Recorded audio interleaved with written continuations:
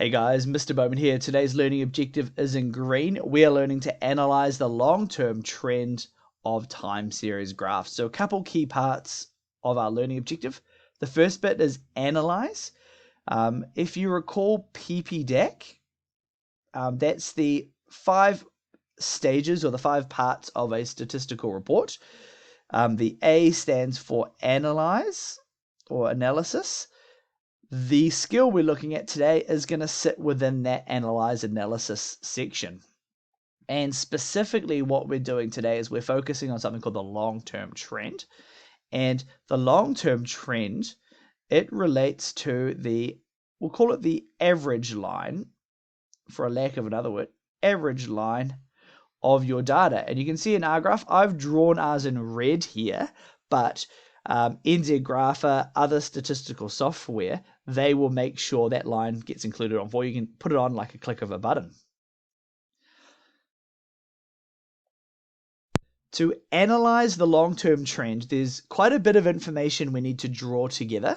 The first thing we need to know about, and I'm writing them down the bottom, we need to know about the dates. So what dates of interest are we talking about? And in our case, it's Q1 1997 all the way to Q4 1999. And we saw that Q1 1997, Q4 1999. And we're going to need that information for our report. The second bit of information we need is the start point of our data. And we know the start point of the data was Q1 1997. And specifically, if I go up to my graph, they had $16 million of sales. So that's a really important bit of information. So 16 million sales. The next bit of information we're going to need to pull out from our graph is the end point. And that makes sense because we just had the start point. We had the end point. And if you have a look at the end of our graph, we can see the last bit of data is up here. If we go across, that's 20 million of sales. So that there is Q4 1999, and we had 20 million of sales. And the final bit of information is a general comment about the trend. Is it increasing? So I've put a little arrow going up. Is it decreasing? Arrow going down. Or I'll just put a straight line. Is it unchanged? So they're the 3 options. And in our case, we have a increasing trend. So these 4 points here, we need to use that information, and we're going to construct a full written analysis for our time series graph.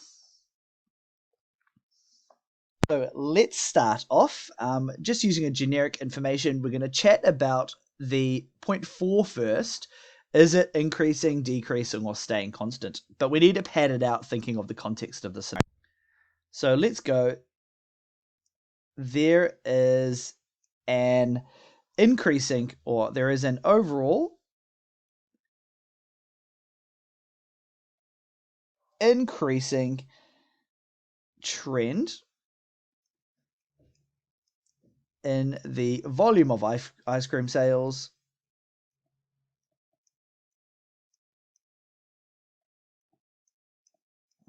by Polar Blast or by Polar Cream Limited. Forgive my messy handwriting. And this is when we're going to use another bit of information. We're going to use the dates part. And we're going to say, because that overall trend, we only observe that between those 2 dates. So we're going to say between Q1 1997 and Q4 1999. So that's our first statement. We've noted that it's increasing, and we've said, well, that increase is only relevant between those bits of data. Because for all we know, if you look before the graph, it might have been decreasing there, and maybe it decreases afterwards. So we can't comment on what happened before or what happened afterwards. So let's get rid of those circles. The next thing, we can support this claim. So in stats, we can see these trends, but we want to use numeric support to make our claims. And this is when we're going to use our start and end point as evidence. So start and end point just down the bottom there, 2 and 3. And the start point is 16. It goes up to 20. That's a $4 million difference. And that actually supports our claim that it's increased during that time period. So we're going to write that down. So this, or the overall increasing trend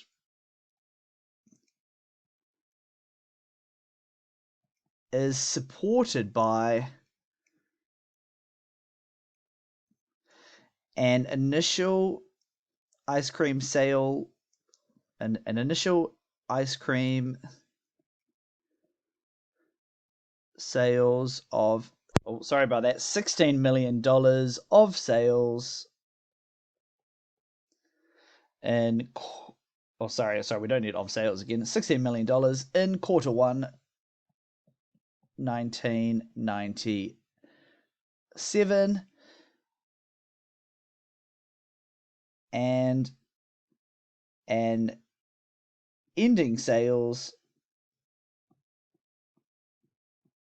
of ice cream of 20 million in quarter four, 1999. So that's really good support. So it's gone up $4 million, and that supports our claim there. So let's specifically think about that $4 million now.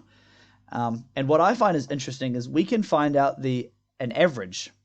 So if it's $4 million, because this is happening over 3 years, we know it's increased by about $1.3 million per year. Or because there's 12 quarters, we could go 4 divided by 12. That means it's gone up by about 0.3, that was recurring, million per year. So we can actually go a bit further and talk about this $4 million and how it relates to the yearly sales and the quarterly sales increasing slowly over time. So for our discussion, let's look at the yearly amount, $1.3 million. But if you wanted to, you could talk about the quarterly amount as well. So that's going up by about $0.3 million per year. So we got, this is an increase of approximately $1.3 million of ice cream sales per year. And just because I've done some maths, we've already done the calculations before, but let's just support that. So we're going to have $4 million over 3, and that gets us to 1.3 recurring, and that supports our calculation there. So what we've done there, that's kind of the bare bones, that's kind of the bare minimum we need to do. We've stated that it's an overall increasing trend. We've talked about the start and the end point of our graphs. And then finally, we've talked about, well, how much is it changing per year? And in our case, it was $1.3 million per year. If you wanted to increase this beyond kind of the bare minimum of achieved, you need to start adding in your research and your context. So we've made a statement that there is an overall increasing trend. We might want to think, why? Why is that the case? Why was it increasing? And for that, you might have done some research. So perhaps in the late 1990s, maybe ice cream was real fashionable. It was all the rage. And as a result, people went out to buy it. Maybe when you research, maybe you found the late 1990s, maybe that was a real warm period in the atmosphere. And perhaps that warmthness made people want more ice cream. And maybe that caused the increase. So there may be lots and lots of different reasons why this was the case. If you're able to figure out exactly why that was, and you were able to support that by research, that's links to reliable sources, you will be able to push your achieved level analysis long-term trend answer from the achieved stuff we're looking for into the merit and hopefully into the excellence as well. So that wraps our analysis section for the long-term trend. Hopefully you found it useful. Now, this is our opportunity to get into heaps of practice.